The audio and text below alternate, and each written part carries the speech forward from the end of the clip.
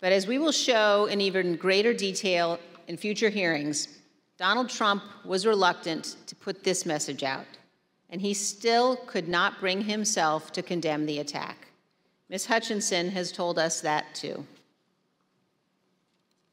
The one that he put out at 4:17.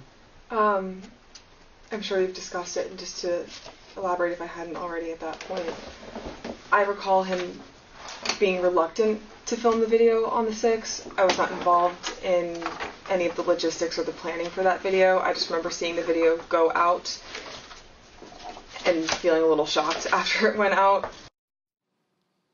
On the evening of January 6th and the day after, the president's family and his senior staff and others tried to encourage the president to condemn the violence and commit to the peaceful transition of power.